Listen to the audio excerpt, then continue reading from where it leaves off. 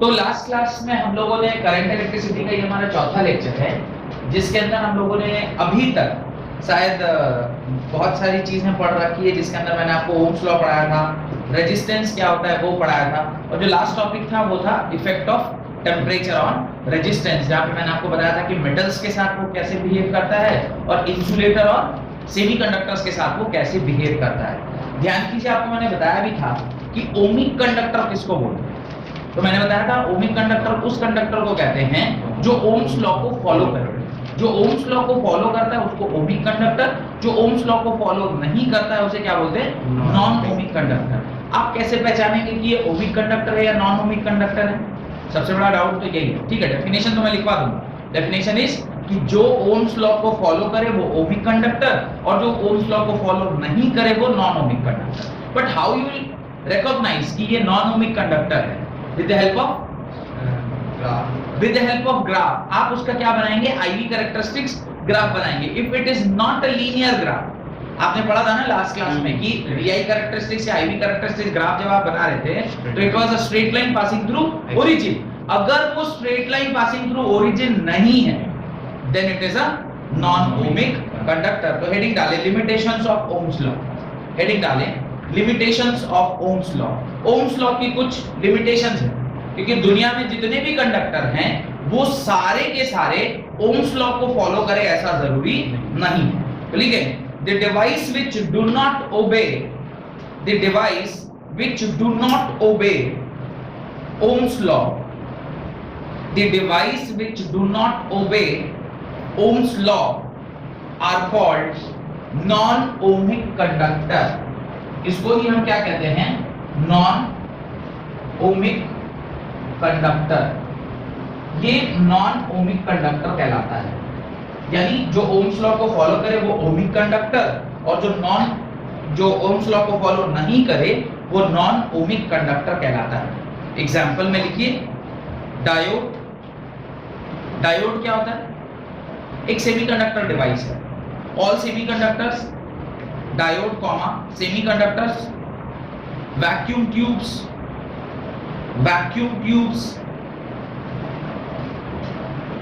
Etcetera. तो ये कुछ एग्जाम्पल हैं जहां पर आपको नॉन ओमिक कंडक्टर्स मिलेंगे। अब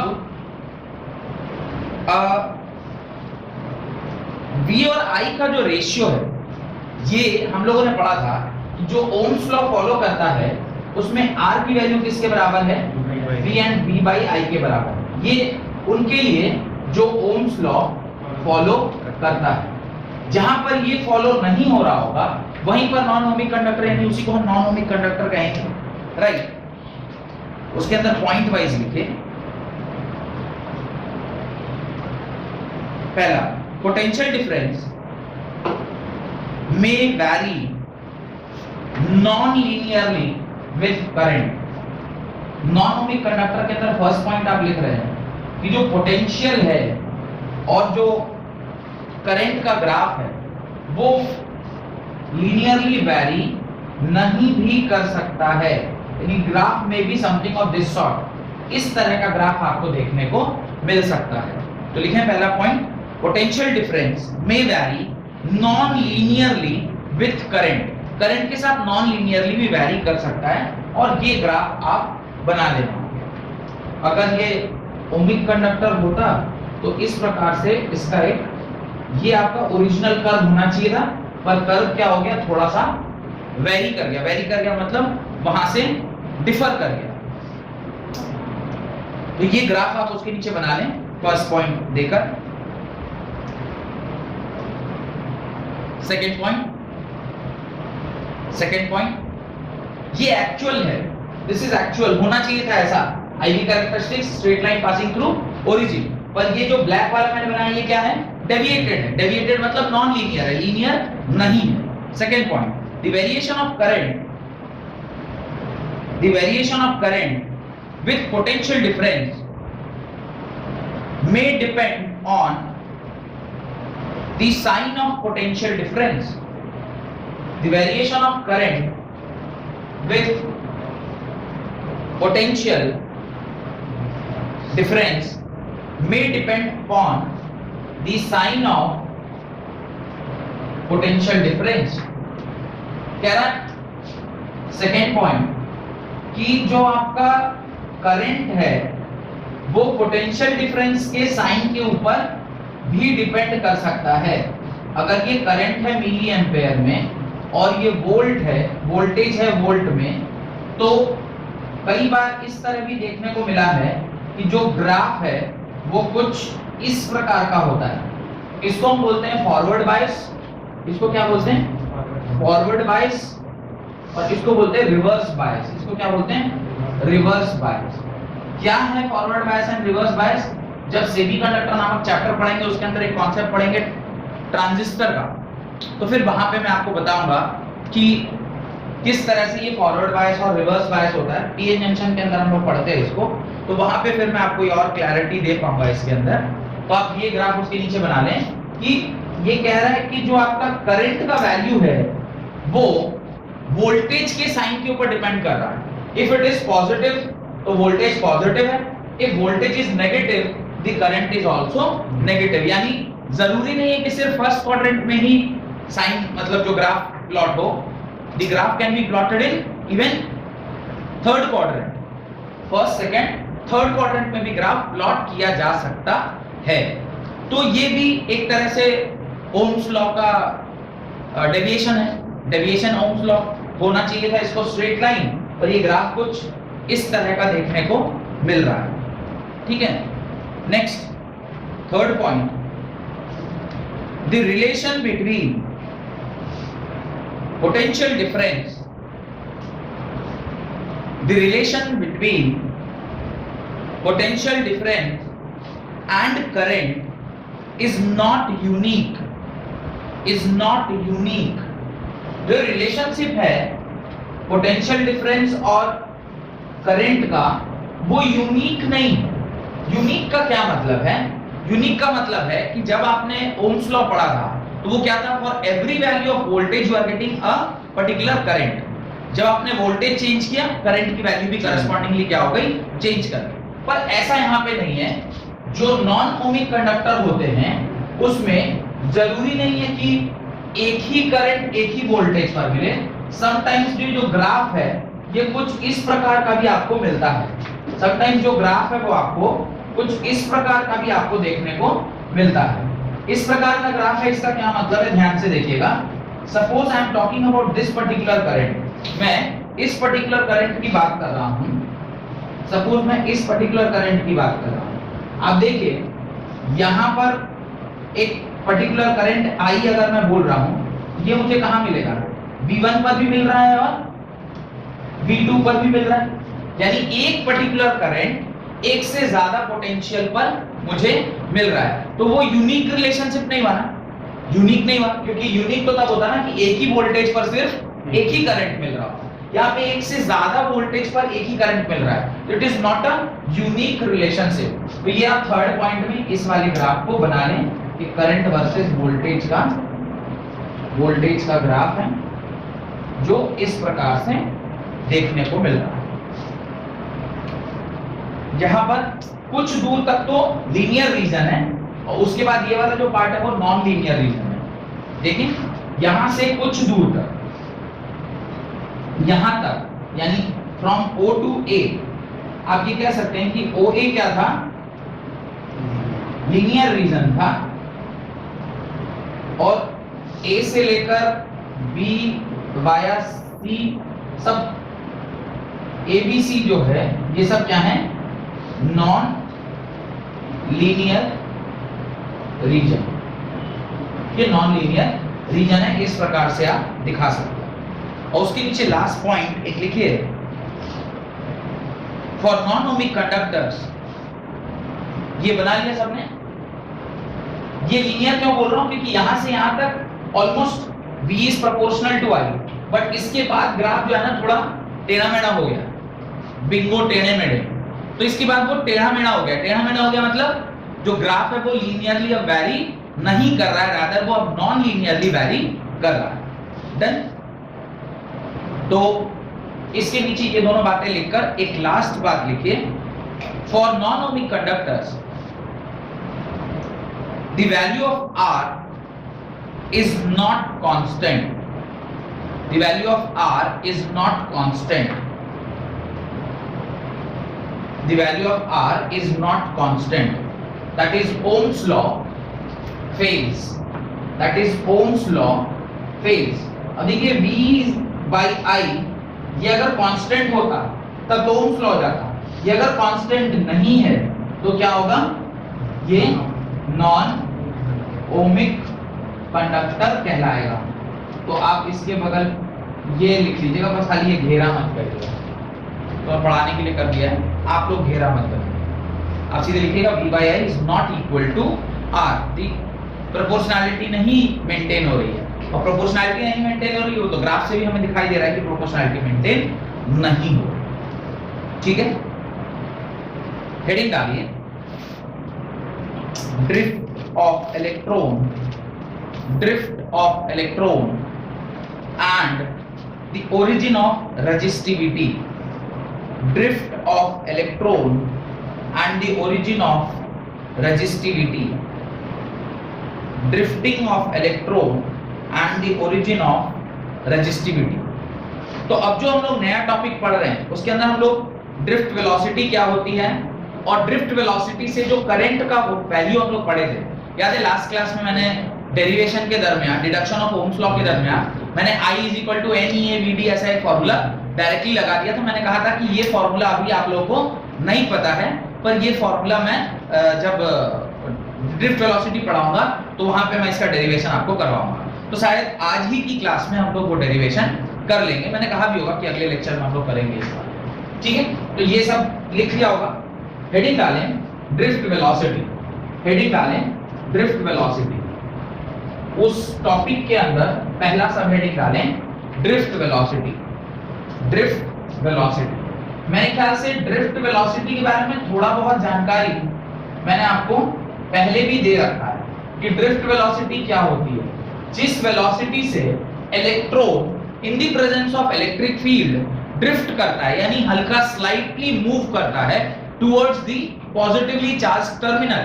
ये आपका पॉजिटिव चार्ज टर्मिनल है, एक आपका नेगेटिव चार्ज टर्मिनल होता है। शायद इस तरह का डायग्राम वगैरह मैंने बताया होगा कि ये आपका पॉजिटिव चार्ज टर्मिनल है, ये इस तरफ जो है वो आपका नेगेटिवली चार्ज टर्मिनल है।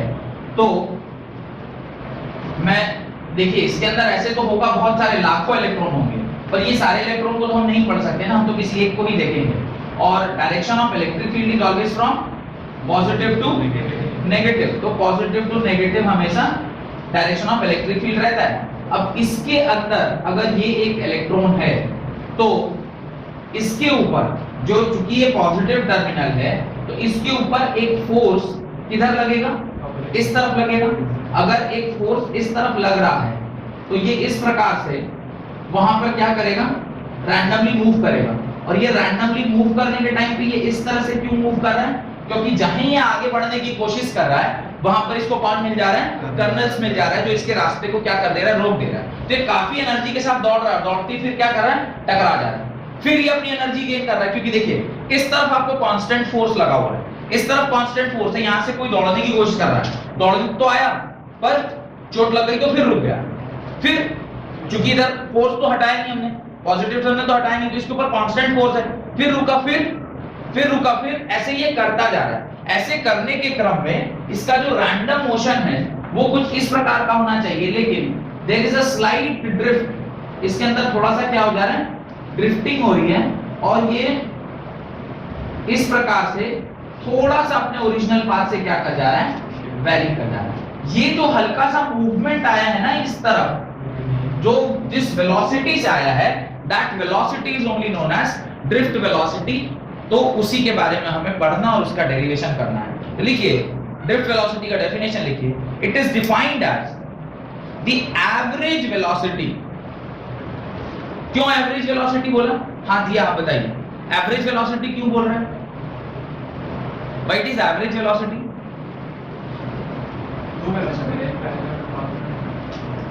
एवरेज वेलोसिटी इसलिए बोल रहे हैं क्योंकि एक टाइम जीरो था, टर्मिनल का स्पीड लगा वो धीरे धीरे इंक्रीज किया, फिर अपने मैक्स को आया होगा, लेकिन जैसे ही मैक्स को आया फिर उसको रोक दिया गया टक्कर होके, फिर वो धीरे जीरो हो गया, फिर लेकिन कांस्टेंट फोर्स था तो फिर उसकी स्पीड बढ़ी होगी। ऐसे इसका स्पीड कंटिन्यूअसली क्या कर रहा है, वेरी कर रहा है, बढ़ रहा है, घट रहा है, बढ़ रहा है, घट रहा है। तो जहां कहीं भी स्पीड बढ़ता घटता रहता है, उन सब की जगह पर जहां पे देयर आर मल्टीपल स्पीड्स, तो पूरे जर्नी के लिए हम क्या निकाल लेते हैं, एवरेज स्पीड निकाल लेते हैं कि ऑन एन एवरेज इसी तरीके से मूव कर रहा होगा, एग्जैक्टली उसी स्पीड से मूव कर रहा होगा ऐसा जरूरी नहीं है, मैं कह रहा हूं ऑन एन एवरेज इसी तरीके से मूव कर रहा होगा। जैसे आप घर से चल के यहां तक आए, अब यहां से आने में हो सकता है रास्ते में आपको पांव दर्द दिया, आप कहीं थोड़ी देर बैठ गए, फिर आपको थोड़ी देर दोस्त मिल गया, आप उसके साथ बात करने लग गए, तो डिस्टेंस ट्रैवल्ड सपोज करिए 100 मीटर है और आपने इस जर्नी को ट्रैवल करने में सपोज करिए 5 सेकंड लगाया, एक एग्जांपल ले रहा हूं, 5 सेकंड में तो आप यहां पहुंचेंगे नहीं, फिर भी 5 सेकंड लगाया, पर वो 5 सेकंड में एक्चुअली आप चले सिर्फ 3 ही सेकंड,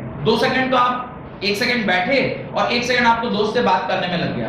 तो कुल मिलाकर अगर मैं बोलूं कि आप वहां से यहां आए हैं 5 सेकंड में, तो आपका जो स्पीड है वो क्या रहा होगा, तो आप कहेंगे 20 मीटर पर सेकंड, भाई 100 डिवाइडेड बाय 5 20 मीटर पर सेकंड, तो क्या बोलूंगा कि आप कांस्टेंटली 20 मीटर पर सेकंड से चल रहे थे, नहीं, आप तो 3 ही सेकंड चले हैं ना। लेकिन बोलने के लिए आदमी क्या बोलेगा कि भाई तुम 100 मीटर का डिस्टेंस ट्रैवल किया 5 सेकंड में, तो तुम 20 ही सेकंड के एवरेज स्पीड से चल के आए होगे। ये हम लोग यहां बैठे अनुमान लगा रहे हैं। अब क्या पता कि आप बीच में अपनी मम्मी के साथ केटीएम में निकल गए, है ना, 3 सेकंड में कहीं घूम के, और वो तो जल्दी से पहुंचा दे, नहीं समझ रहे हैं ना, अंजलि ज्यादा अच्छा समझ रही है, वो पूरा ऐसे कर रही है, सही पकड़े, सही पकड़े। नहीं एक्चुअली अंजलि के साथ ये वाला एग्जांपल रिलेटेड नहीं है, हमारे क्लास में पिछले बैच में एक हमारी बहुत प्रिय स्टूडेंट थी, मल्टीपल स्टूडेंट ऐसे रहते हैं तो अलग अलग नाम आ रहा है, तो वो बच्ची कुछ इसी प्रकार का खेल खेलती थी। वो घर से निकली और घर से निकलते ही वो केटीएम वाली बाइक उधर प्रेजेंट रहती थी। अभी वहां से यहां आने में अगर उसको 15 मिनट लग रहा है तो केटीएम से थोड़ी लगेगा 15 मिनट, पैदल 15 मिनट लगेगा। लेकिन बचा हुआ जो 12 मिनट है, उस 12 मिनट का पूर्ण इस्तेमाल वो कर लेती, कई घूम घूम के आ गए। और ज्यादा कुछ इस्तेमाल का मतलब मेरे ख्याल से समझने की आवश्यकता नहीं है। घूमना कि इधर उधर घूम के फिर वापस इंस्टीट्यूट को बाकायदा 15 मिनट में ही पहुंचा। अच्छे बच्चे, they know how to utilise time, और मैं तो उनसे टाइम मैनेजमेंट सीखता हूं। ऐसे बच्चों से मैं टाइम मैनेजमेंट सीखता हूं, how good they are at time management, कि कैसे टाइम मैनेज करना है। अच्छा, एंड वो टाइम मैनेजमेंट खुद ही नहीं कर रही है, साथ साथ जो लड़का है उसको भी सिखा रही है कि you have to also manage time. Phone जैसे वो सीढ़ी उतरना स्टार्ट किया ऊपर से, लिफ्ट 6 5 4 3 2 1 -1, गाड़ी ऑलरेडी उधर पहुंची हुई। ये टाइमिंग है कि भाई मैं -1, गाड़ी आई +1, बस मैंने वो +1, नेवर सेटल है, नेवर सेटल, +1। क्या तो ये एवरेज स्पीड का जो कॉन्सेप्ट था वो यही था कि आप कितना डिस्टेंस ट्रैवल किए कितने टाइम में, इररिस्पेक्टिव ऑफ कि एक्चुअली आपने कितना डिस्टेंस कितने सेकंड में ट्रैवल किया, किस स्पीड से ट्रैवल किया। पूरे होल जर्नी के दरमियान हम लोग ये टाइम पीरियड को डिवाइड करते हैं पूरे डिस्टेंस के साथ, तो जो भी वैल्यू आती है उसे एवरेज मानते हैं। यहाँ पर भी वेरिंग स्पीड है, तो वेरिएबल स्पीड के लिए हम एक वेलोसिटी अगर चाहते हैं तो उसको क्या करते हैं, एवरेज स्पीड के फॉर्म में लिखते हैं।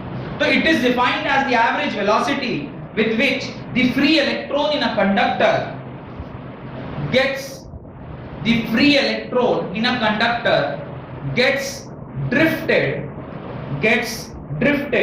towards the positive end of the conductor, towards the positive end of the conductor under the influence of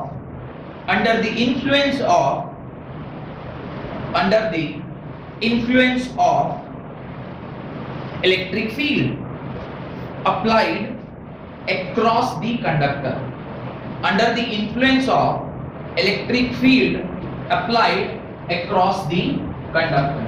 तो आप ये ड्रिफ्ट वाला मैंने मेरे ख्याल से डायग्राम आपने लास्ट क्लास में बनाया हुआ था, तो उसको मैं मिटा दे रहा हूँ। तो ड्रिफ्ट वाला डायग्राम और यहाँ पर रिक्वायर्ड नहीं है। आप बस ये ध्यान रखिए कि ये आपका इलेक्ट्रॉन है, दिस इज योर इलेक्ट्रॉन, इधर इलेक्ट्रिक फील्ड का डायरेक्शन है, तो force is equal to minus E times E, क्योंकि फोर्स जो है वो QE के बराबर होता है, force is equal to QE। तो Q की जगह पे आप इलेक्ट्रॉन की वैल्यू डालेंगे और नेगेटिव साइन इसलिए क्योंकि इसका चार्ज क्या है, नेगेटिव है, तो ये पीछे की ओर ड्रिफ्ट होगा और ये जिस वेलोसिटी से ड्रिफ्ट होता है उसी को हम क्या बोलते हैं, ड्रिफ्ट वेलोसिटी बोलते हैं। Full stop. It is denoted by Vd, it is denoted by Vd। आप इसको कैसे डिनोट करते हैं, Vd से डिनोट करते हैं। Full stop. The drift velocity of electron is of the order 10 raised to the power minus 4। ये जो Vd की वैल्यू है ये किसके बराबर है, 10 raised to the power minus 4 metre पर सेकंड के बराबर होती है।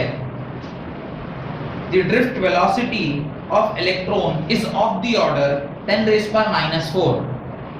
ये order of 10 raised to power minus 4 है। मेटल टू मेटल ये क्या होगा, वैल्यू वेरी करेगी। ऑर्डर 10 raised to minus 4 ही होगा, पर किसी में हो सकता है 200 into 10 raised to minus 4 हो, किसी में हो सकता है 1 into 10 raised to minus 4 हो, किसी में 0.5 into 10 raised to minus 4 हो। Order is 10 raised to minus 4 और 10 raised to minus 4 का मतलब समझ रहे हैं, एक सेकंड में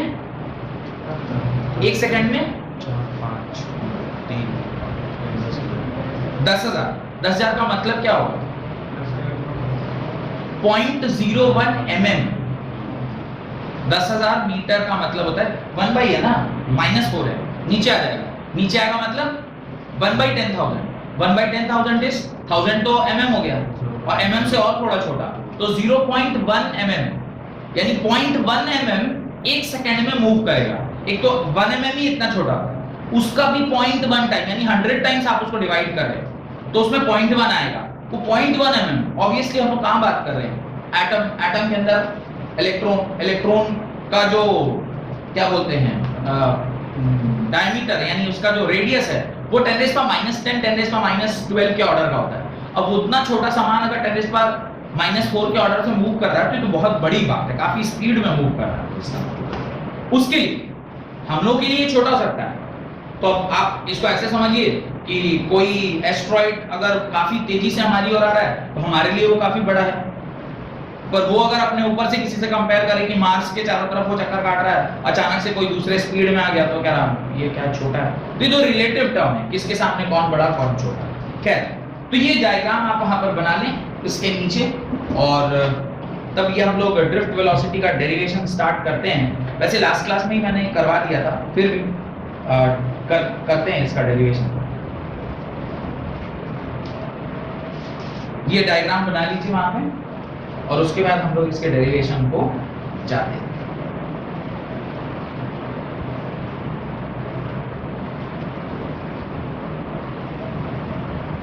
डन।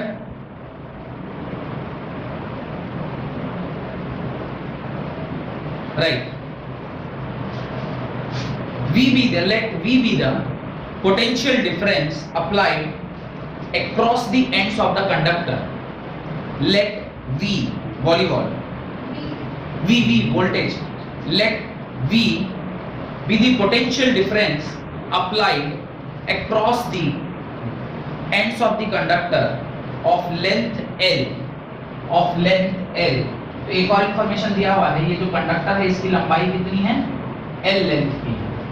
रीजन क्या होगा L लेंथ का, उसका रीजन ये होगा क्योंकि स्टूडेंट्स ने कहा है कि ये किसी एक पोटेंशियल V के साथ हमने इसे जोड़ा है, तो जैसे ही आप इसको पोटेंशियल V के साथ लगाइएगा तो एक रिलेशनशिप तो डेवलप हो जाता है V L और E के बीच में। क्या है relationship, what is the relationship between V L and E, V E is equal to V by L, तो E is equal to क्या हो जाता है, V by L के बराबर हो जाता है। ये रिलेशनशिप हमने लास्ट क्लास में भी यूज किया था। बैटरी हम लोग भी जोड़ा है। हाँ, बैटरी जोड़ना है आपको भी, तभी नहीं है क्रॉस दी पोटेंशियल आप V अप्लाई करोगे तो बिना बैटरी के तो V अप्लाई होगा नहीं। Right. V be the potential difference applied across the ends of the conductor of length L, then the magnitude of electric field E is equal to, then the magnitude of electric field E is equal to V by L. E is equal to V by L. The magnitude of electric field is equal to E is equal to V by L. E किसके बराबर है, V by L के बराबर। Full stop. आगे लिखें, the direction of electric field is from positive to negative। इसके नीचे लिखिएगा the direction of electric field is from positive to negative. As the charge is electron, the direction of electric field is from positive to negative. As the charge is an electron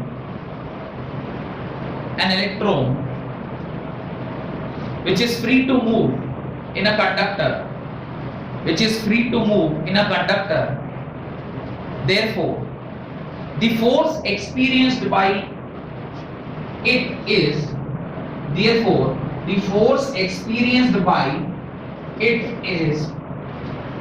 F is equal to minus E. F is equal to minus E. Then यहां तक कोई दिक्कत? अब F को आप क्या लिख सकते हो? Mass into acceleration. ये आप कैसे लिखें? From second law of Newton के हिसाब से आपने ये फोर्स को क्या लिख दिया? ma लिख दिया, जो कि माइनस ई बाई ई के बराबर है, और a इज इक्वल टू क्या हो जाएगा? Minus e by m. ये एक्सप्रेशन लास्ट क्लास में भी हम लोगों ने यूज किया था. तो ये क्या है? Acceleration. The acceleration with which this particular electron is proceeding. ये एक्सीलरेशन जिससे ये इलेक्ट्रॉन प्रोसीड कर रहा है, अगर ये एक्सीलरेटेड है तो ये कौन सा इंपैक्ट दिखाएगा? ये मैग्नेटिक इफेक्ट दिखाएगा. और आपने ये पढ़ा हुआ है कि current carrying wire possesses magnetic field. भाई क्या बोलते हैं? मैग्नेटिक इफेक्ट ऑफ करंट पढ़े थे ना, कि जहां कहीं भी किसी वायर में करंट है उसके अक्रॉस मैग्नेटिक फील्ड होगा. वो ऑर्स्टेड का एक्सपेरिमेंट याद करिए, जो हम लोग अगले क्लास में पढ़ेंगे, अगले चैप्टर में पढ़ेंगे, जब मैग्नेटिज्म पढ़ रहे होंगे. ऑर्स्टेड ने बताया था कि अगर कोई करंट कैरिंग वायर है तो उसके चारों तरफ क्या रहता है? मैग्नेटिक फील्ड रहता है. तो एक्सीलरेशन तो यहाँ पर आना ही है, क्योंकि magnetic field current carrying wire produce करती है. तो ये आप लिख लें, एक्सीलरेशन ये है.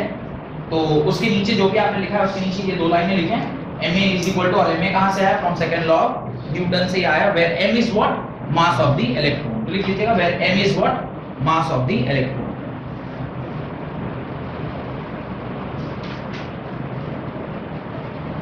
लिख लिया? राइट. आगे लिखिए. under the effect of applied electric field, the free electron accelerates.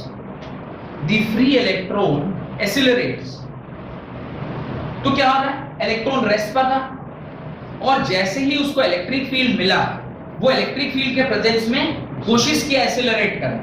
Accelerate करेगा तो उसकी वेलोसिटी क्या हो जाएगी? चेंज कर जाएगी, बढ़ेगी. और उसी जीरो से बढ़ने के बाद जब वो टकरा रहा है, फिर से जीरो हो रहा है, तो वहां पे कंटिन्यूअसली वेलोसिटी उसकी क्या हो रही है? चेंज हो रही है. और उसी चेंज इन वेलोसिटी को हम एक्सीलरेशन बोलते हैं ना.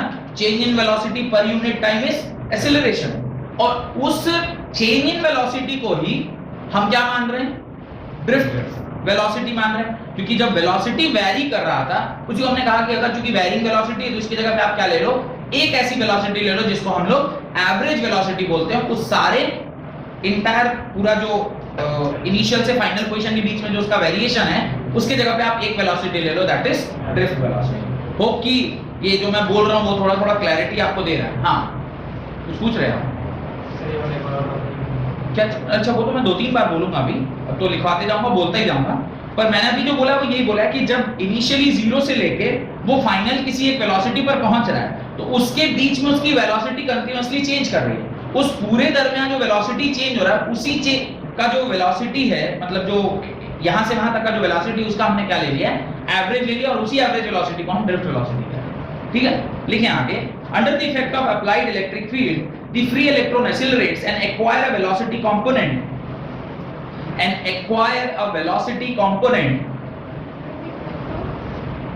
Under the effect of applied electric field, the free electron accelerate and acquire a velocity component. The free electron accelerates and acquire a velocity component in a direction opposite to the direction of electric field. In a direction opposite to the direction of electric field. Electric field के विपरीत दिशा में VD generate होगा। Electric field के विपरीत दिशा में यानी उल्टे दिशा में VD डेवलप होगा।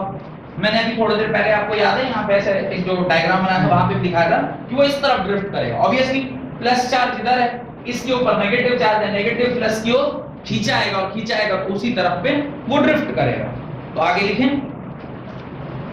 Direction of electric field in addition to their thermal velocity, in addition to their thermal velocity. What is thermal velocity? Direction of electric field in addition to their thermal velocity. What do you mean by thermal velocity? Thermal velocity क्या है? Randomness is thermal. Thermal velocity means जब वो उसके साथ टकराया तो कुछ therm माने हीट, तो उस हीट की वजह से भी उसकी वेलोसिटी में कोई ना कोई चेंज आएगा, पर वो उसको इंपैक्ट नहीं दे पाएगा, क्योंकि जैसे ही वो चेंज करेगा इधर वाला जो पॉजिटिवली चार्ज प्लेट है वो वापस से उसको क्या बोलेगा? तेरी ओ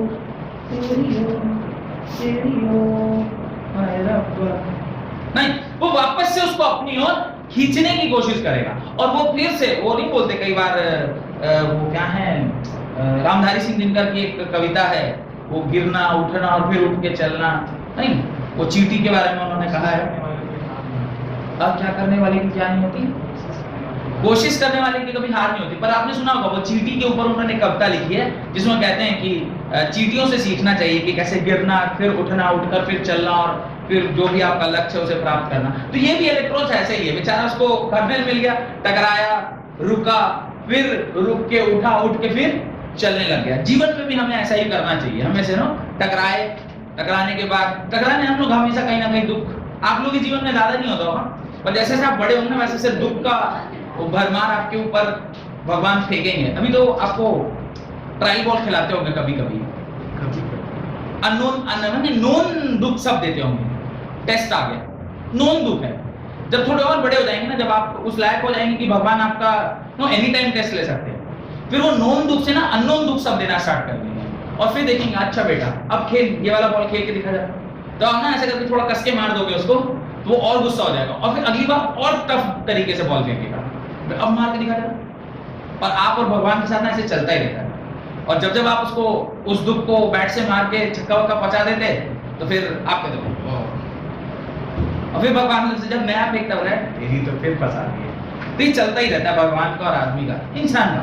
तो उसी टाइम हमें टकराना है, रुकना है, रुकना है, रुक के उठना और उठ के फिर चल देना है। ठीक है, इलेक्ट्रॉन भी कर रहा है, हम लोग भी करते हैं। Anyways, thermal velocities, full stop, paragraph change. However this gain in velocity of electron, however this gain in velocity of electron due to the electric field is very small. However this gain in velocity of electron due to the electric field is very small and it is lost in the next collision, and it is lost in the next collision. तो मेरे ख्याल से समझ में आ रहा होगा, वो collide करके क्या करता है, अपनी एनर्जी को लूज कर देता है। It is lost in the next collision with the ion या atom of the conductor, with the ion या atom of the conductor, with the ion या एटम ऑफ द कंडक्टर। तो मेरे ख्याल से यहां तक का डेरिवेशन तो आपको क्लियर होगा। अब हम लोग BD क्या है उसका डेरिवेशन स्टार्ट करते हैं। राइट, एट एनी इंस्टेंट, किसी भी क्षण पर, किसी भी पर्टिकुलर टाइम t पर, किसी एक इलेक्ट्रॉन का जब हम वेलोसिटी चेक कर रहे हैं तो वो क्या होगा, v1 is equal to u1 plus a1t, यही बोलेंगे। तो लिखिए, at any instant the velocity acquired by electron, the velocity acquired by electron having thermal velocity u1 is given by, having thermal velocity u1 is given by, having thermal velocity u1 is given by v1 is equal to u1 plus at1। ये one of the electron का है। तो ऐसे ही कुछ electrons की velocity अगर हम लोग लिखेंगे तो आप ऐसे लिख सकते हैं क्या,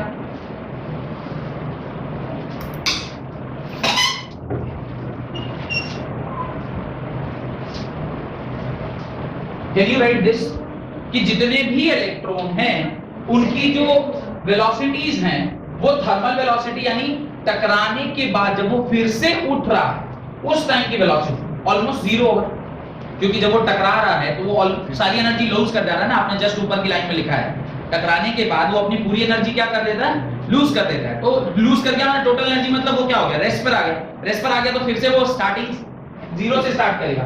तो इस तरीके से आपने फर्स्ट इलेक्ट्रॉन माने फर्स्ट एक इलेक्ट्रॉन का दूसरे इलेक्ट्रॉन का ऐसे जितने भी n नंबर्स ऑफ इलेक्ट्रॉन थे उसका आपने एक्सप्रेशन इस प्रकार से लिख लिया। तो ये आप उसके नीचे लिख लें इसी प्रकार से जैसे मैंने लिखा है।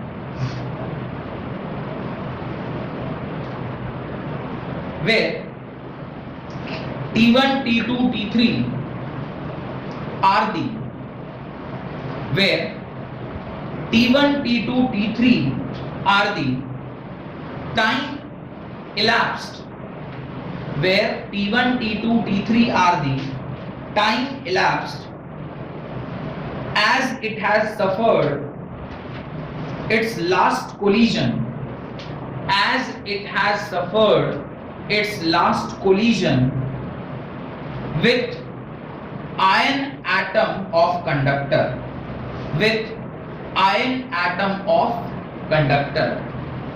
तो v1 v2 क्या है, वो टाइम है जो वो कोलिजन के बाद फिर से अपनी वो वेलोसिटी क्या कर रहा है, अचीव कर रहा है। तो जीरो से फिर कुछ एक पर्टिकुलर टाइम में जब वो अपनी वेलोसिटी अचीव करता है। अब देखिए vd को हमने क्या डिफाइन किया, vd is equal to the average velocity यानी v1 plus v2 plus v3 plus dot dot dot dot plus vn whole divided by n। ये एवरेज वेलोसिटी है, आपने पढ़ा है ना एवरेज वेलोसिटी का फार्मूला। अब इस v1 v2 v3 की जगह पर क्या नहीं right u1 plus at1 plus u2 plus at2 plus u3 plus at3 plus dot dot dot dot un plus atn। इस प्रकार से ये मिटा रहा हूं मैं, है ना। इस प्रकार से मैं यहां पर ये तो लिख ही सकता था plus un plus atn whole divided by ये n के बराबर। अब देखिए vd इज इक्वल टू, ध्यान से देखिएगा, ये u1 u2 u3 un इन सबको मैं एक जगह निकालूंगा। तो ऐसे निकालूंगा u1 plus u2 plus u3 plus dot dot dot dot plus un by n plus a times t1 plus t2 plus t3 plus dot dot dot dot tn। ये लिख सकते हैं, थोड़ा ध्यान से देखिए, ये लिखा जा सकता है। Can I right this? हमने क्या किया, इसको थोड़ा सा तोड़ लिया, तोड़ के दो पार्ट में डिवाइड किया। एक तरफ सारे थर्मल वेलोसिटीज का एवरेज और एक तरफ एक्सीलरेशन को कांस्टेंट था तो a बाहर ले लिया और जो टाइम था उन सबको एक जगह लिख के डिवाइडेड बाय n कर दिया। ये वाला एक्सप्रेशन जीरो होगा बिकॉज़ इनिशियली सब टकराने के बाद क्या हो जा रहा है, जीरो हो जा रहा है। तो थर्मल वेलोसिटीज उनकी क्या हो जा रही है, जीरो। तो ये वाला एक्सप्रेशन क्या हो गया, जीरो हो गया। तो this is equal to zero. तो अब vd को आप क्या लिखोगे, vd is written as a times t1 plus t2 plus t3 plus dot dot dot dot tn whole divided by n लिखोगे। ये क्या है, this is average time elapsed. एक टकराने से दूसरे टकराने के बीच में जितने भी इलेक्ट्रॉन्स हैं उसका जो एवरेज टाइम है that is only t1 plus t2 plus t3। लिखें, यहां तक लिख लीजिए पहले, उसके बाद एक लाइन लिखनी है। तो यहां तक लिखें, यहां तक लिख लीजिए, इस जगह तक लिख लीजिए। vd क्या किया हमने, एवरेज वेलोसिटी निकाला, v1 plus v2 plus v3 plus dot dot dot dot vn whole divided by n। v1 v2 v3 dot dot dot dot vn की सारी वैल्यूज हमने पुट कर दी जो अभी थोड़ी देर पहले हमने लिखा था। उसके बाद इसको थोड़े एक ढंग तरीके से हमने यहां से एक्सप्रेशन लिखा है, v is equal to u plus at लिखा उसी प्रकार से। सारे u को एक जगह ले लिया जो कि एवरेज थर्मल वेलोसिटी थी सारे इलेक्ट्रॉन्स की, प्लस a टाइम्स सारे टाइम पीरियड का sum by n। n is the number of electron, जितने नंबर ऑफ इलेक्ट्रॉन्स वहां पे कोलाइड कर रहे हैं, है ना। आगे लिखें,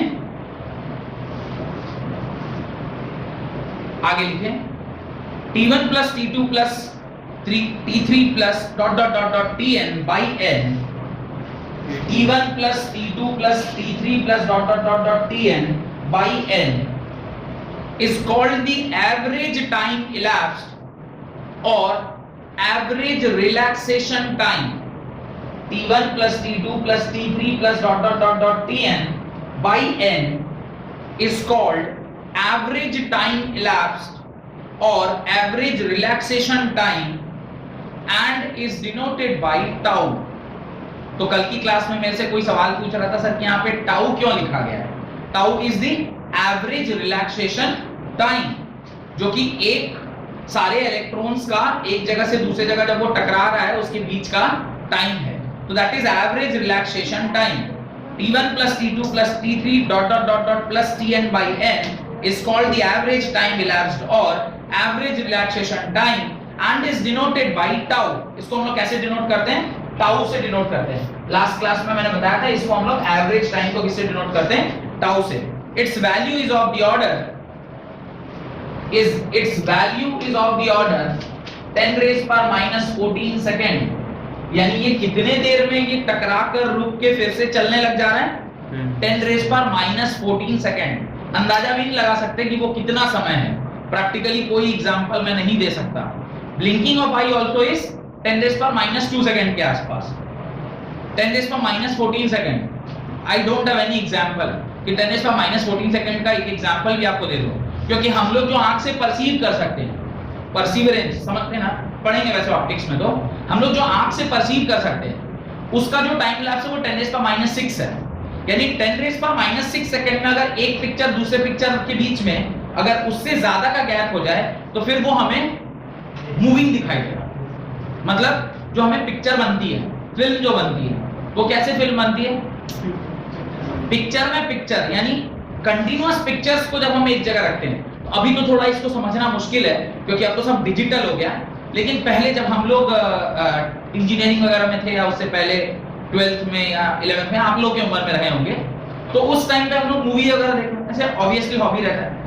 जब आदमी तुरंत बड़ा होता है तो उसकी मूवीज वगैरह से थोड़ा ज्यादा लगाव रहते हैं उसको, क्योंकि उस टाइम का जो कुछ भी चल रहा होता है वो मूवी से ही आता है ना. आपके फैशन, आपके जो भी आप लोग की सब कहां से सीख रहे हैं? सब तो कहीं ना कहीं फैशन वगैरह जो भी है सब तो मूवीज से ही सीखते हैं. तो बोला भी जाता है ना, media and television is the, समाज का आईना होता है वो, है ना. It is the mirror of society. तो हम लोग वहीं से देखने जाते थे. तो जब आप उसके ना रूम में जाएंगे, मतलब एक हॉल होता था ठीक जहां पे वो स्क्रीन होती थी ना, उस स्क्रीन के पीछे बिल्कुल लास्ट में एक रूम होता था जिसको क्या बायोस्कोप रूम बोलते थे.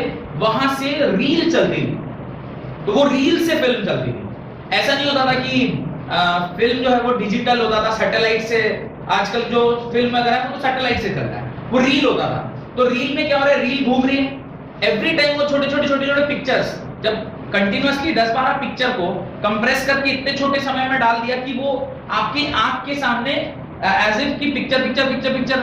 इसका बेस्ट एग्जांपल आप कहां देख सकते हैं पता है? कोई को आपने ना फेसबुक वगैरह में देखा होगा, कुछ बच्चे ड्राइंग्स ऐसे ना फुटबॉल खिलाने का कोशिश करते हैं. वो ऐसे इस तरफ से उस तरफ पेज को पलटेंगे तो लगेगा पूरा एकदम पिक्चर ही चल रहा है. Have you seen that video? Facebook में कभी ना कभी तो जरूर एनकाउंटर हुआ होगा कि कुछ लोग ड्राइंग करके वो फुटबॉल प्लेयर का ऐसा पूरा गोल तक करवा देते हैं ले जाके, है ना. वो क्या था? एक्चुअली वो स्टैटिक है. That picture was static. Every page में उसने वो डायग्राम को बना के थोड़ा उसको मूव कराते हुए गोल करवा दिया. वो जो आपने डायग्राम को मूवी के जैसा देखा, दैट इज बिकॉज कि इतना जल्दी वो पेज पलटा गया कि आपका आंख उसको जब तक ये समझता कि ये पिक्चर है, स्टैटिक पिक्चर है, तब तक वो मूव कर गया था और डायनामिक हो गया. तो हमारा जो परसिवरेंस है आई का वो 10 रेज़ पर माइनस 6 है. कहां बात कर रहे हैं? 10 रेज़ पर माइनस 14. अंदाजा लगाना भी मुश्किल है. हम लोग तो देख भी नहीं सकते. अंदाजा लगाना भी मुश्किल है कि 10 रेज़ पर माइनस उतने सेकंड में ही वो टकराता है और टकरा के फिर से चलने लगता है. यानी 0 से 10 रेज़ पर माइनस 14 सेकंड के अंदर ही वो टकराया और टकरा के फिर से चलने लगा. वो जो टाइम पीरियड है उसी को हम लोग क्या बोलते हैं? एवरेज रिलैक्सेशन टाइम, या फिर उसे ही हम टाउ कहते हैं. अब अगर इसे हम टाउ कहेंगे तो ये Vd किस में कन्वर्ट हो जाएगा? Vd is equal to a tau. Vd is equal to a tau. और अगर ये आप लोगों ने लिख लिया है ये दोनों लाइन, तो मैं यहां से मिटा रहा हूं इसे.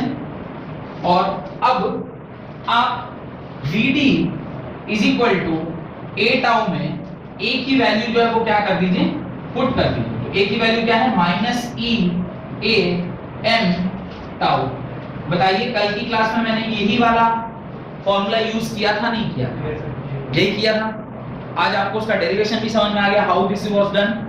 लास्ट क्लास में मैंने पूछा सर टाउ क्या होता है, ये कहां से आया। ये तो मुझे सेंस आ रहा था क्योंकि मैंने डायमेंशन एनालिसिस से ये समझ लिया था कि ये एक्सीलरेशन लिखा हुआ और ये टाइम है और v is equal to at के बराबर होता है। तो ये मैंने डायमेंशन एनालिसिस से कल आपको बता दिया था कि ये सही लिखा हुआ है, पर ये आया कहां से, आज मेरे ख्याल से आपको क्लियर हो गया होगा। तो average drift velocity is equal to होता है minus e times m by into tau. और नेगेटिव साइन क्या डिनोट कर रहा है, तो इसके नीचे एक लाइन लिख लीजिएगा, the negative sign denotes the direction of drift velocity is opposite to the direction of electric field. लिख दीजिए, the negative sign indicates the direction of velocity is opposite to the direction of electric field, opposite to the direction of electric field.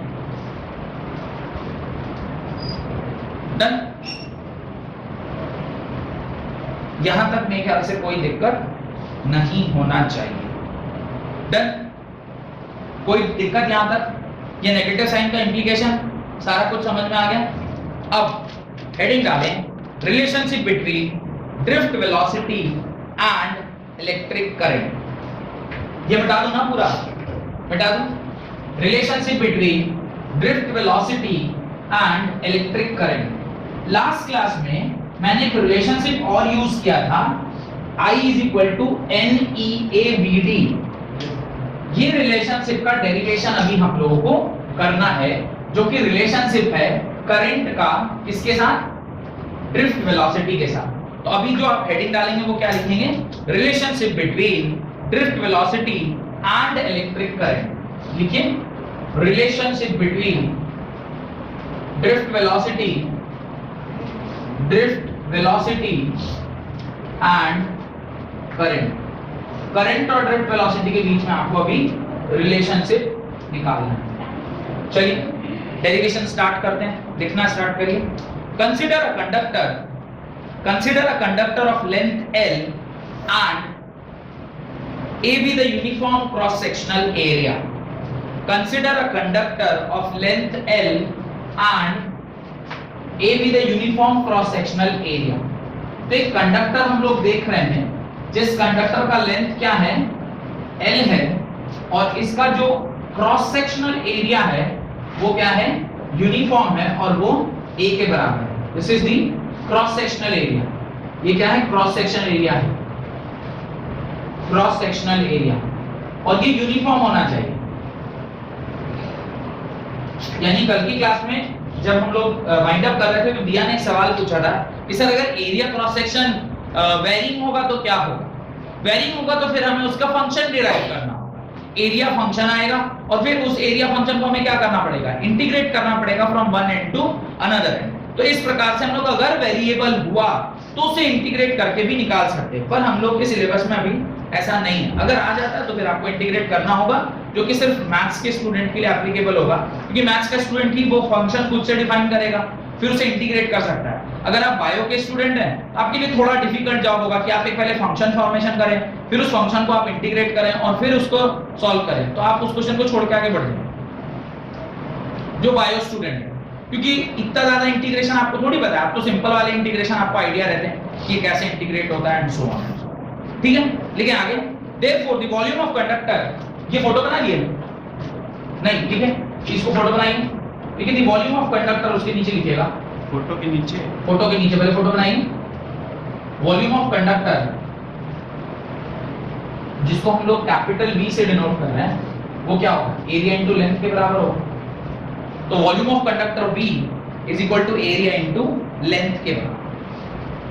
Done. यहां तक कोई doubt?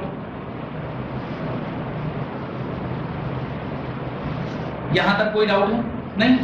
लिखिए, if the conductor contains n number of free electrons per unit volume, if the conductor contains n number of free electrons per unit volume, ये unit volume में n number of electron अगर यहां पर present है, unit volume आप 1 centimetre cube बोले, 1 metre cube बोले, जो भी बोलिएगा वो उसके लिए क्या होगा, यूनिट वॉल्यूम होगा। जिस यूनिट वॉल्यूम की आप बात कर रहे हैं उसके अंदर जितने भी इलेक्ट्रॉन्स प्रेजेंट होंगे उसको ही हम क्या कह रहे हैं, n बोल रहे हैं। अगर इस तरह का आपने यूनिट वॉल्यूम लिया है तो उसके अंदर जितने भी इलेक्ट्रॉन्स हैं उसको हम क्या कह रहे हैं, n से डिनोट कर रहे हैं। डन, आगे लिखें। If the conductor contains n number of free electrons per unit volume, तो ये पर यूनिट वॉल्यूम यानी ये अगर मेरा एक यूनिट है तो इसके अंदर जो नंबर ऑफ इलेक्ट्रॉन्स होंगे उसी को हम लोग क्या कह रहे हैं, n कह रहे हैं। डन, आगे लिखें। Then the number of free electrons in a conductor is equal to then the number of electrons, तो नंबर ऑफ इलेक्ट्रॉन्स अब कितने हो जाएंगे, नंबर ऑफ इलेक्ट्रॉन्स कितने होंगे, NaL के बराबर होगा, नहीं होगा, कौन बताएगा।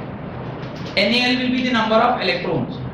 क्या ये नंबर ऑफ इलेक्ट्रॉन लिखा हुआ है, किस किस को सेंस आ रहा है कि ये नंबर ऑफ इलेक्ट्रॉन लिखा हुआ है, जबकि आपको जो दिख रहा है ये n इनटू वॉल्यूम लिखा हुआ है। पर n को हमने कैसे डिफाइन किया है, n is the number of electrons per unit volume, तो नीचे volume into volume, volume volume cut गया, ये क्या बच गया, नंबर ऑफ इलेक्ट्रॉन। तो नंबर ऑफ इलेक्ट्रॉन्स कितने बराबर हो गए, n इनटू Al के बराबर।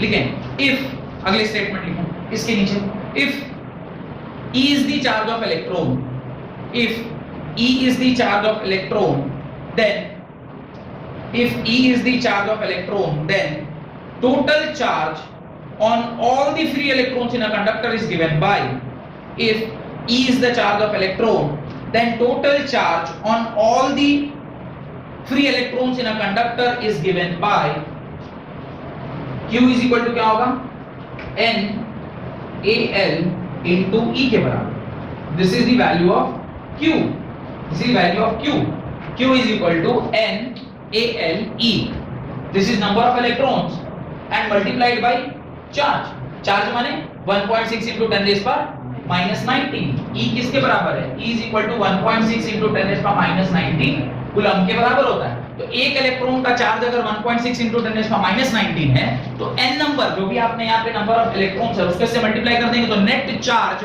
जो कि उस पर्टिकुलर वॉल्यूम में प्रेजेंट है वो हमें निकल कर आ जाएगा। फुल। अगला लिखिए, इसे इक्वेशन नंबर 1 मान लीजिएगा, जो मैंने डब्बे में डाला है इसको आप इक्वेशन नंबर 1 मान लीजिएगा। उसके नीचे लाइन में लिखें, time taken by free electron, time taken by free electron to cross the length of conductor, time taken by free electron to cross the length of conductor, can I write this, T is equal to L by Vd, T is equal to L by Vd, can I write this, time जो है वो किसके बराबर है, L by Vd के बराबर है। Time is equal to होता है डिस्टेंस बाय स्पीड, डिस्टेंस क्या होगा L और स्पीड क्या होगा Vd, Vd is the average speed जिससे वो इलेक्ट्रॉन मूव कर रहा है। तो ये दोनों इक्वेशन की मदद से हम लोग करंट और क्या कहते हैं उसको, Vd के बीच में रिलेशन से एस्टैब्लिश करने के पोजीशन में होंगे। Since current is the rate flow of charge through the conductor, since current is the rate flow charge of the conductor, since current is the rate flow charge of the conductor, therefore I is equal to क्या लिख सकते हैं आप, Q by T, I is equal to क्या लिखेंगे, Q by T के बराबर। अब देखिए क्या Q मुझे पता है, क्या T मुझे पता है, मैं Q और T की वैल्यू वहां सब्स्टिट्यूट कर सकता हूं। एक लाइन लिखिएगा, putting the value of Q and T from equation 1 and 2 in equation 3, आप लिखेंगे putting the value of Q and T from equation 1 and 2 in equation 3, I is equal to आप क्या लिखोगे, आप लिखोगे N A L E whole divided by L by Vd, L से L cancel, N E A Vd, I is equal to N E A Vd। यही relationship मैंने आपको कल की क्लास में यूज किया था। Current is equal to NEA Vd, current is equal to NEA Vd। Current is equal to NEA VD। Done. कल ये रिलेशन यूज किए थे ना, ये डेरिवेशन क्लियर है? ठीक है, कोई डाउट है तो पूछिए। नहीं? अब क्या मैं इस करंट को इलेक्ट्रिक फील्ड के टर्म्स में डिफाइन कर सकता हूं? आसानी से कर सकता हूं। कैसे? देखिए, आपने लिखा है I is equal to NEA VD। अभी थोड़े देर पहले आपने जो VD है उसको डिफाइन किया था E times electric field by M into tau से। ये आ जाएगा N E square A E tau by M। N I is equal to NE square A E tau by M। ये आपका करंट का formula in terms of what? In terms of electric field. ये current का formula in terms of what? With drift velocity. Sir negative sign ही तो होगा वहां पर। नेगेटिव साइन तो डायरेक्शन सिर्फ बता रहा है ना, तो करंट भी करंट का भी अपना डायरेक्शन होता है। तो फिर इस सिर्फ हमने मैग्नीट्यूड पुट किया है। डायरेक्शन तो तब इंपॉर्टेंट होता है जब आप फोर्स जैसी बात कर रहे हैं, इलेक्ट्रिक फील्ड जैसी बात कर रहे हैं। Current is not a vector quantity, current is a scalar quantity. क्योंकि वो स्केलर है तो हम लोग उसको डायरेक्टली मैग्नीट्यूड यूज कर रहे हैं। अब करंट का direction is always the direction of electric field होगी। करंट का जो डायरेक्शन होता है वो डायरेक्शन ऑफ इलेक्ट्रिक फील्ड है। तो इसलिए हम लोग यहाँ पर नेगेटिव साइन को नहीं लिख रहे, क्योंकि अगर नेगेटिव साइन डाल दीजिएगा तो फिर करंट का डायरेक्शन क्या हो जाएगा? उल्टा हो जाएगा। उल्टा होना नहीं चाहिए, इसलिए हम लोगों ने सिर्फ मैग्नीट्यूड उसमें डाला है। तो I is equal to N E square A E tau by M, that is current in terms of electric field, and this is current in terms of drift velocity। Question लिखा जाए, ये लिखिए सब लोग यहां तक। तो सवाल लिखा जाए आज की क्लास के लिए, right? Estimate the average drift speed of conductor. Estimate the average drift speed of conductor having electron in a copper wire. Estimate the average drift speed of conductor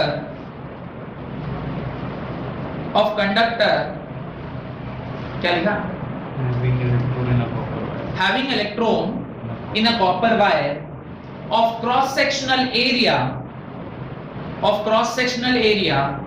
10 raised to the power minus 7 meter square, of cross sectional area 10 raised to the power minus 7 meter square, carrying a current of 1.5 ampere, carrying a current of 1.5 ampere. Assume that the density of conduction electron, assume that the density of conduction electron is 9 into 10 raised to 28 per meter cube. Assume that the density of conduction electron is 9 into 10 raised to 28 per meter cube. Solve करिए। आपसे क्या बोला उसने solve करने को? आपसे कह रहा है ड्रिफ्ट वेलोसिटी निकालो, estimate the average drift velocity. तो ये सब मिटा रहा हूं मैं जो बोर्ड पर लिखा हुआ है, ठीक है? आपसे एवरेज ड्रिफ्ट वेलोसिटी उसने पूछा है और लगभग सारी चीजें उसने इनडायरेक्टली और डायरेक्टली दे रखी है। बस सारी वैल्यूज को पुट करिए, you will get the answer. Conduction of electron in a copper wire, ऊपर ना सेकंड लाइन में, conduction of electron is 9 into 10 raised to 28 पर मीटर क्यूब।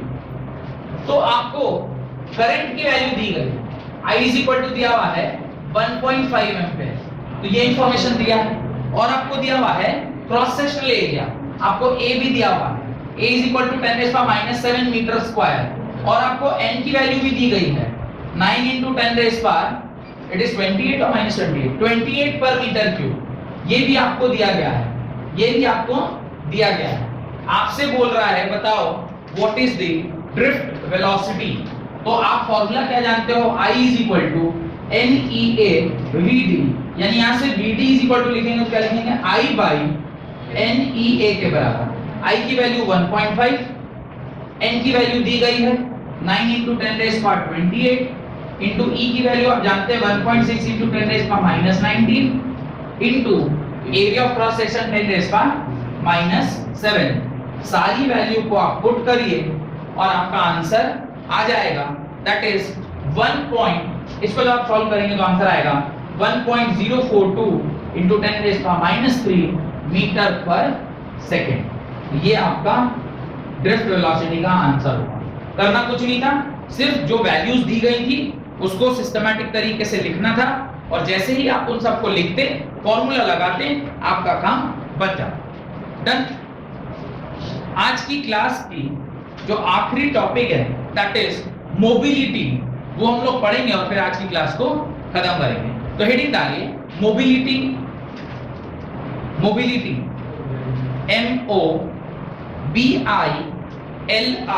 MOBILITY, हेडिंग डालिए मोबिलिटी।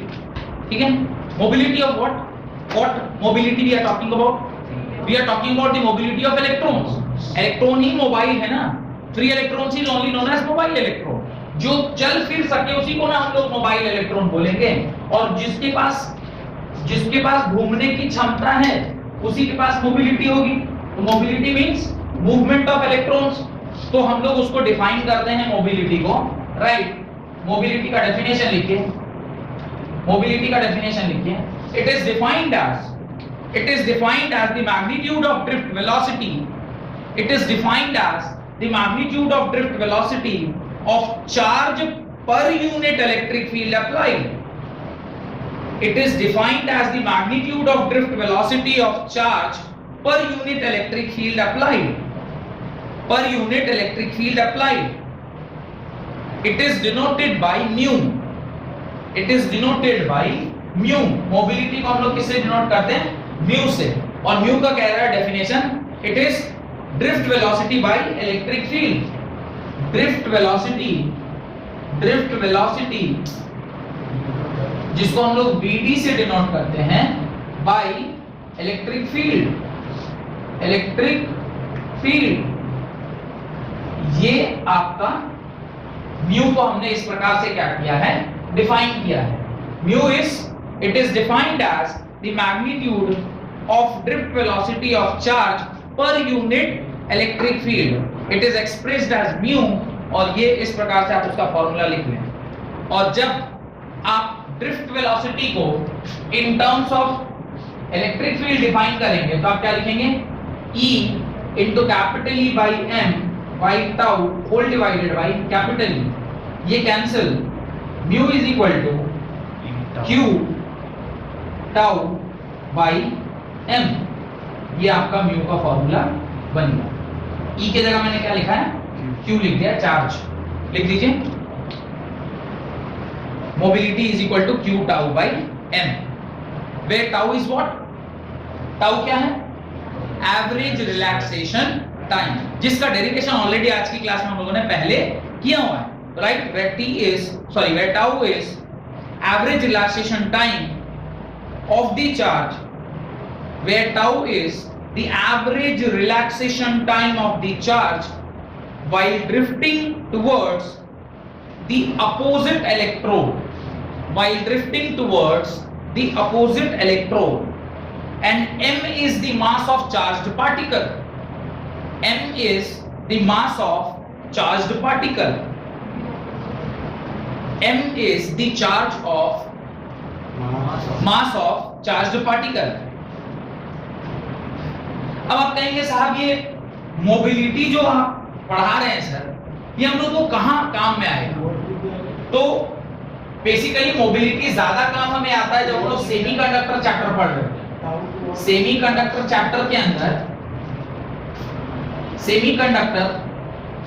चैप्टर के अंदर हमें ये मोबिलिटी का ज्यादा यूजेस आता है। वहां पर दो तरह की मोबिलिटी होती है, एक होती है मोबिलिटी ऑफ इलेक्ट्रॉन, एक होती है mobility of electron. Mobility of electron को हम लोग म्यू ई से डिनोट करते हैं, और म्यू ई से जब इसको डिनोट करेंगे तो ये होगा E into tau by mass of electron. ये mobility of electron.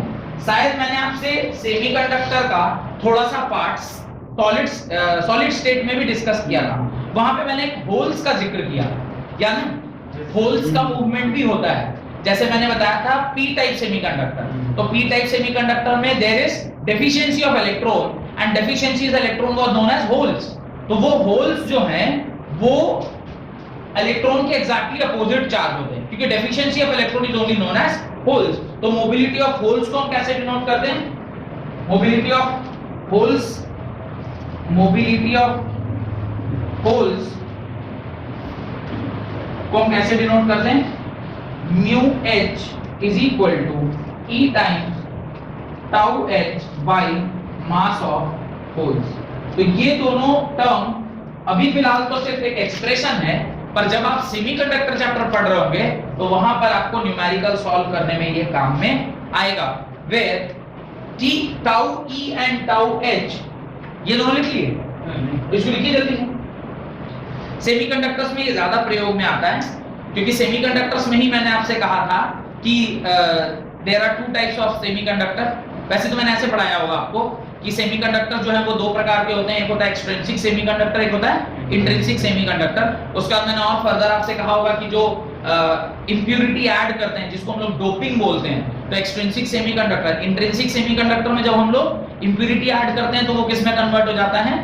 Extrinsic semiconductor में। और एक्सट्रिंसिक सेमीकंडक्टर कितने प्रकार के होते हैं? दो प्रकार के होते हैं, एक होता है पी टाइप सेमीकंडक्टर और दूसरा होता है एन टाइप सेमीकंडक्टर। ये सारा कुछ मैंने आपको सॉलिड स्टेट में पढ़ाया हुआ है। तो उसके अंदर जब आप पी टाइप सेमीकंडक्टर की बात करते हैं तो वहां पे ऐसे एलिमेंट से हम उसे डोप करते हैं जो डेफिशिएंसी ऑफ इलेक्ट्रॉन रखता हो। डेफिशिएंसी ऑफ इलेक्ट्रॉन मींस वहां पर क्या प्रेजेंट है? होल्स प्रेजेंट है, और वो होल्स का अपना एक मोबिलिटी है। मैंने आपसे कहा होगा कि देखिए होल्स, इलेक्ट्रॉन यहां से वहां गया तो होल का मूवमेंट होता है, और होल का movement is the direction of current. Electron का मूवमेंट के opposite is the direction of current, hole का movement is the direction of current. ये सब चीजें मैंने वहां पर सॉलिड स्टेट में आपके साथ डिस्कस किया हुआ है। तो लिखिए where tau e and tau h are the average relaxation time. अच्छा, ये अलग-अलग होंगे क्योंकि इलेक्ट्रॉन का रिलैक्सेशन टाइम अलग होगा और होल्स के रिलैक्सेशन टाइम अलग होंगे, क्योंकि इसके मास भी अलग-अलग है और चार्ज भी अलग है। तो right, tau t and tau h are the average relaxation time for electrons and holes respectively. Tau e and tau h are the average relaxation time for electrons and holes respectively, and me and mh refers to the mass of electron and holes. me and mh are the mass of electrons and holes respectively. Unit क्या होगा mobility का? What will the unit of mobility? Unit क्या होगा mobility का? थोड़ा बुद्धि लगा के बताइए।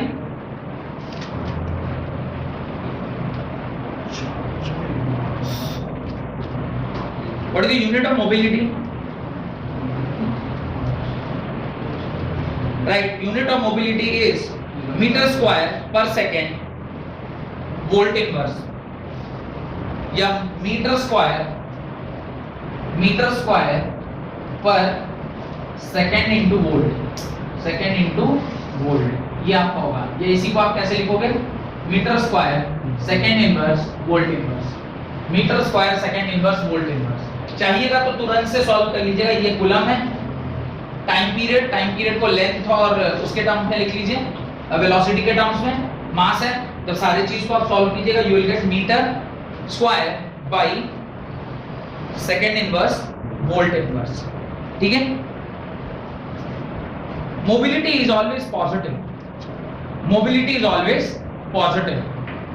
भाई इलेक्ट्रॉन्स या तो नहीं चलेंगे या फिर चलेंगे, ऐसा नहीं हो सकता कि नेगेटिव में है यानी पीछे दिशा में चले, या तो चलेंगे नहीं तो नहीं चलेंगे, मोबिलिटी। ठीक है, तो mobility is always a positive quantity and its order is 10 raised per plus 4. The order of mobility is 10 raised per plus 4. तो इसका ऑर्डर क्या है? 10 raised per plus 4 का। आप समझिए 10 raised per plus 4 का क्या मतलब है? 10 raised per plus 4 मतलब बहुत ज्यादा, यानी इलेक्ट्रॉन्स की मोबिलिटी बहुत ज्यादा होती है, होना भी चाहिए। अगर इलेक्ट्रॉन्स की मोबिलिटी कंडक्टर में ज्यादा नहीं होगी तो फिर वो कंडक्ट कैसे करेगा? और अगर उसकी मोबिलिटी कंडक्टर में ज्यादा नहीं होगी, इंसुलेटर में ज्यादा होगी, फिर इंसुलेटर भी कंडक्ट करने लग जाएगा, है ना? तो इसकी मोबिलिटी ज्यादा होनी ही चाहिए। डन? क्या बोले? मोबिलिटी ऑफ जो भी आप आइदर होल्स की बात कर रहे हैं या फिर चार्ज की बात कर रहे हैं। तो एक लास्ट पॉइंट और यहाँ पे लिखिए, उसके बाद ये वाला टॉपिक भी खत्म हो जाएगा। Right, the total current in a particular conductor, the total current in a particular conductor is due to the sum of the currents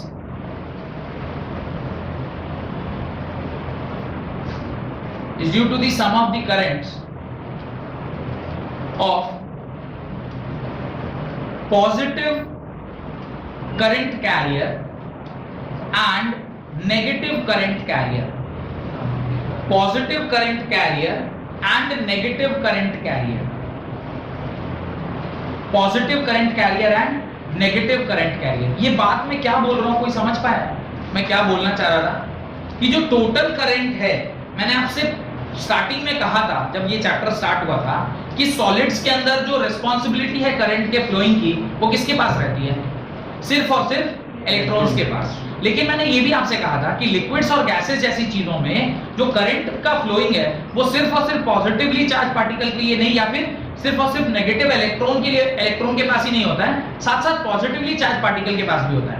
याद कीजिए मैंने कहा था कि आयंस, या इवन आप इलेक्ट्रोकेमिस्ट्री में भी चेक भी कर रहे हैं कि both the cation as well as anion is responsible, पर सेमीकंडक्टर्स में यहां पे भी दोनों ही रिस्पांसिबल होते हैं, positively charge holes and negatively charge electron. तो इन जनरल एक स्टेटमेंट बोला जा रहा है कि जो करंट किसी भी वायर में फ्लो कर रहा है या किसी भी कंडक्टर में फ्लो कर रहा है, कंडक्टर में भी सॉलिड, कंडक्टर में भी लिक्विड, कंडक्टर में भी गैस एंड कंडक्टर में भी सेमी सॉलिड, किसी में भी जो करंट फ्लो कर रहा है वो सिर्फ और सिर्फ इलेक्ट्रॉन की वजह से नहीं हो सकता है, वो इलेक्ट्रॉन्स एज वेल एज जो उसका पॉजिटिव चार्ज पोजेस अगर कर रहा है उस पर्टिकुलर कंडक्टर में, अगर पॉजिटिव चार्ज आयन है या पॉजिटिवली चार्ज कुछ भी प्रेजेंट है, तो उसकी वजह से भी करंट का कंट्रीब्यूशन होता है। कितना कंट्रीब्यूशन होता है वो सब्जेक्ट टू वेरिफिकेशन है कि कितना करंट हो रहा है, इलेक्ट्रॉन कितना कंट्रीब्यूट कर रहा है और होल्स कितने कंट्रीब्यूट कर रहे हैं, वो तो फिर सब्जेक्ट टू वेरिफिकेशन है कि इसके लिए अगर इतना आ रहा है तो इसके लिए कितना आ रहा है, वो चेक करना पड़ेगा। पर करंट तो आएगा, होल्स की वजह से भी करंट तो आएगा। तो total current always positive current carrier and negative current carrier को मिलाकर बनता है। और वो कैसे निकालेगा? अभी थोड़ी देर पहले मैंने बताया आपको कि होल्स का जो मोबिलिटी है, जो जिस दिशा में होल्स मूव करते हैं उसी दिशा में करंट फ्लो करते हैं, और जिस दिशा में इलेक्ट्रॉन मूव करते हैं उसके अपोजिट दिशा में करंट फ्लो करेंगे। और दोनों की दिशा अगर सेम होगी तो आपस में क्या हो जाएगा? जुड़ जाएगा।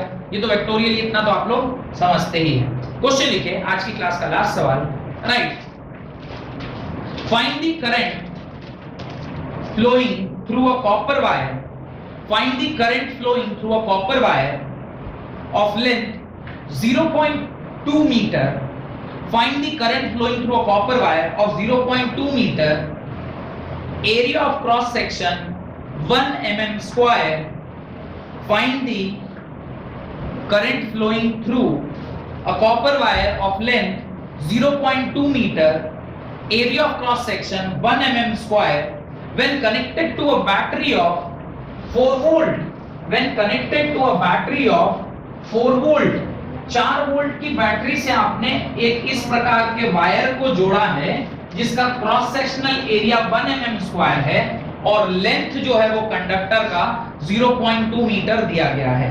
Full stop. Given that electron mobility is 4.5 into 10⁻⁶ meter square second inverse volt inverse.